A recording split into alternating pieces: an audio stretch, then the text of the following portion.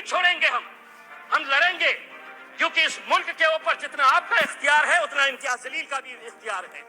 अगर आप हमारे साथ नाइंसाफी करेंगे तो हम खामोश नहीं बैठेंगे, हम लड़ेंगे, हम भी कहेंगे। अगर एक साल के बाद अगर ये कर पाते हैं तो इम्तियाज जलील यहाँ पर खड़े रहकर कहेगा, वाह मोदी जी वाह। 4 मई 2022 को 4.40 हमारा रेपो रेट था।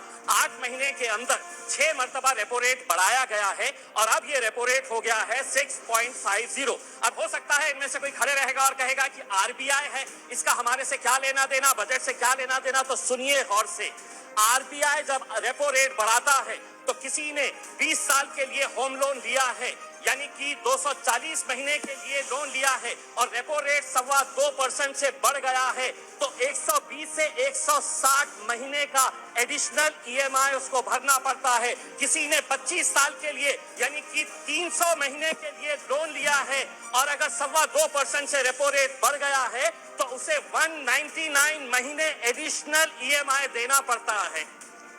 आप कहेंगे कि हमारा इससे क्या लेना देना, यही तो जादू का खेल खेल रहे कि आपने इनकम टैक्स के अंदर रिबेट दिए, बहुत सारे लोगों को खुश किया और सैलरीड क्लास को कहा कि हम तुमको इनकम टैक्स में रिबेट दे रहे, लेकिन अब जिंदगी के साथ भी और जिंदगी के बाद भी तुम्हारा ईएमआई चलता रहेगा, तुम्हारा लोन चलता रहेगा करके ये एक संदेश सरकार ने दिया है।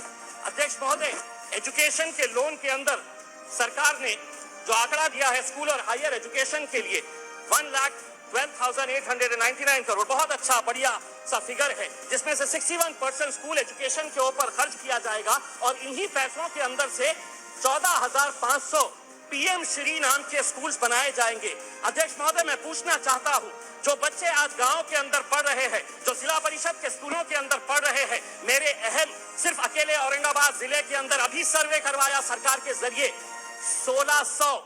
राणे साहब, आप महाराष्ट्र से आते हैं, अकेले औरंगाबाद जिले के अंदर 1600 ऐसे स्कूल्स हैं जिनके सर के ऊपर बच्चों के क्लासरूम्स के अंदर पक्की छत नहीं है, टीन के शेड के नीचे ये 1600 बच्चे तालीम हासिल कर रहे हैं। उनका कसूर सिर्फ इतना है कि वो किसानों के बच्चे हैं, वो गरीबों के बच्चे हैं, वो मजदूरों के बच्चे हैं।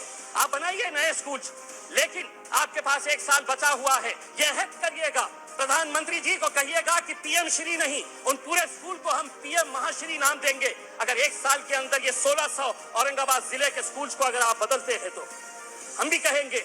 अगर 1 साल के बाद अगर ये कर पाते हैं तो इम्तियाज जलील यहाँ पर खड़े रहकर कहेगा, वाह मोदी जी वाह।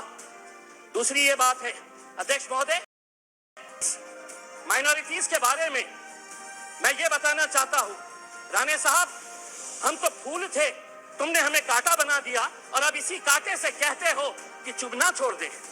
नहीं छोड़ेंगे हम लड़ेंगे, क्योंकि इस मुल्क के ऊपर जितना आपका इख्तियार है उतना इम्तियाज जलील का भी इख्तियार है। अगर आप हमारे साथ नाइंसाफी करेंगे तो हम खामोश नहीं बैठेंगे, हम लड़ेंगे। क्या वजह है कि आज फाइनेंस मिनिस्टर हमको इस बात का जवाब दे कि कैसा 38%, कौन सी ऐसी मिनिस्ट्री है जिसके अंदर 38% का बजट कम कर दिया गया है। 1913 करोड़ रुपया आप हमारे गायब कर देते हैं और आप ये उम्मीद करते हैं अध्यक्ष महोदय, आप ये उम्मीद करते हैं कि हम खामोशी से इसको बर्दाश्त कर लेकर